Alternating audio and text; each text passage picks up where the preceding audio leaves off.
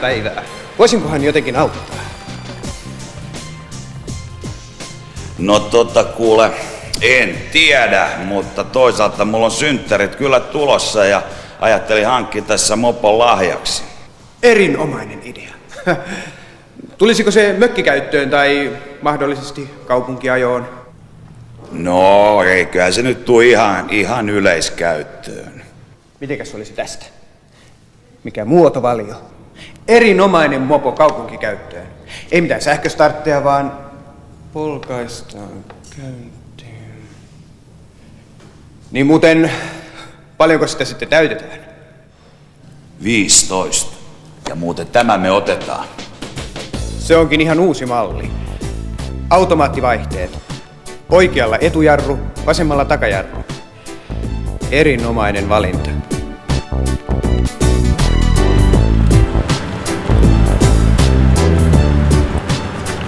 Vähän on hyvä.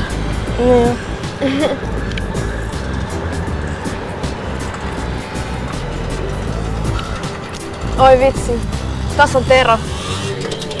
Makee toi sen mopo. Vitsi kun mäkin saisin. Mä täytän huomen 15, olisi ihana päästä ajeleen. Faijakin ajelee aina nuorempaa prätkällä. Ai jaa, makee mopo vai? Mut jos sun pitäis valita, kumman sä ottaisit, Teron vai sen mopon? Sanotaan, että rakkaus on ikuista, joten se voi pysyä. Mut mopoa ei tyrkytetä monta kertaa, joten mopon tietysti.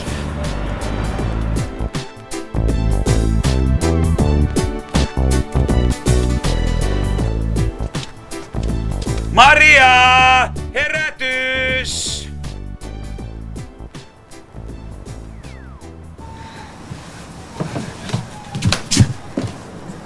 Isä! Ei voi olla totta. Oota vähän.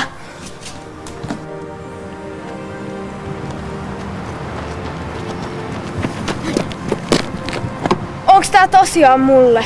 Ei, kyllä mä oisin tän kuule ihan itselleni. Kiitti ihan mielettömästi.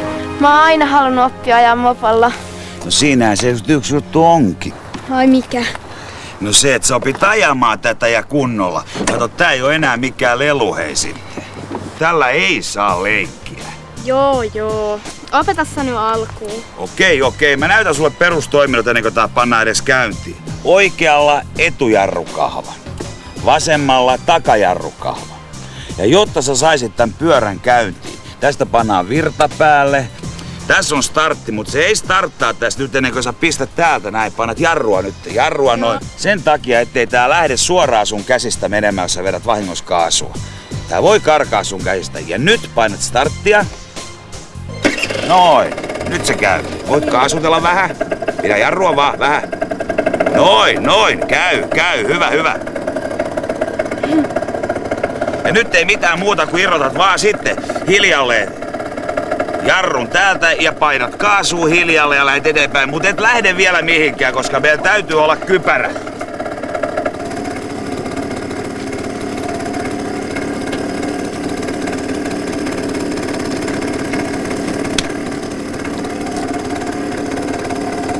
No niin, nyt katsotaan, että hihnaa hyvin kiinni. Kato, muuten kypärällä ei ole mitään merkitystä. Noin, hyvä on. Hiljempaa. Paina jarru. Ai. Mitä sua vaan sattuu? Eiks mä sanonut sulle, ettei tää on mikään lastenlelu, hei? No ehkä oli ihan hyvä, että sä kaadutkin tässä näetkö tuolla liikenteessä, jos kaadut vielä paljon pahemmin. Ja huomenna sitten lähdetään mopokuulle, opetellaan tää homma oikein kunnolla, eiks vaan?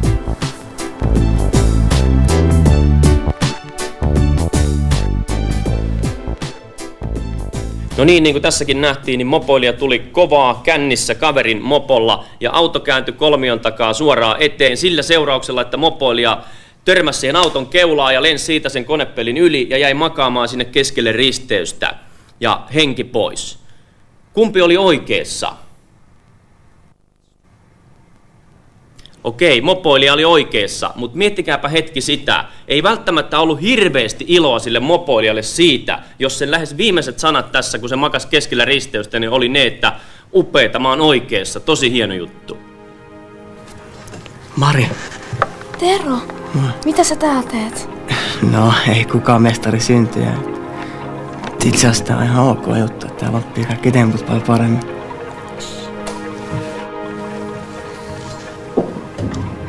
Okei. Sanokaas nyt kuinka monta keppanaa, siis kuinka monta pulloa keskiolutta voitte juoda ja vielä lähtee ajeleen mopon kanssa? 10. 10, okei. Onko mitään muita vaihtoehtoja? Ei yhtään. Joo, ei yhtään. Ei yhtään. Siis ajamista ja viinaa ei pidä sotkea missään muotoa keskenään, koska ensinnäkään siitä ei tuu mitään, niin kuin tuossa jo nähtiin. Ja toiseksi niin seuraukset on todella rajuja, mitä siitä sitten tulee, kun käy huonosti. Eli me voidaan varmaan niin kuin tällä porukalla sopii se, että ei oteta edes sit ensimmäistäkään silloin, kun lähdetään ajamaan mopon kanssa liikutaan liikenteessä.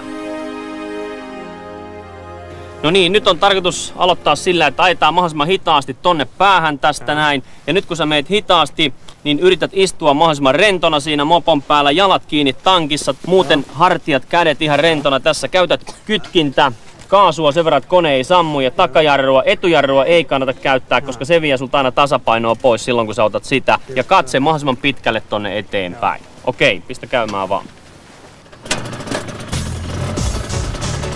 Nappala.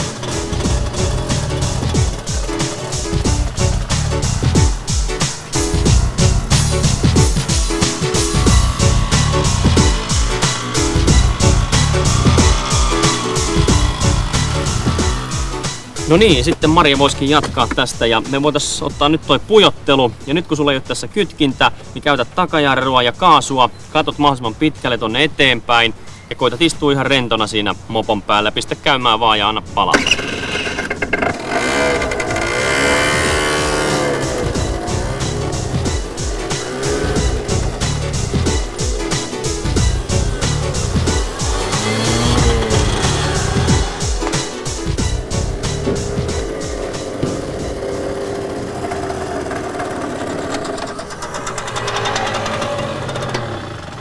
Sehän meni kuin vanhalta tekijältä. Kiitti.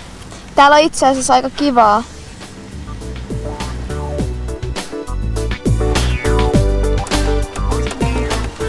Moi Maria. Moi. Mitä sä et tehdä tänä illalla? Ajateltiin lähteä vähän ajelee. Ai jaa, miten sä uskallat näin nopeasti? Mä kävin sellaisessa ajo-opetuksessa. Tää nyt on ihan helppoa. Sitä paitsi isä lupasi lähteä saattamaan mua. Katso Mirva, morjes. Lähet sun kyytiin mukaan. En mä nyt viiti. Mä saan omankin mopon 2 kuukauden kuluttua.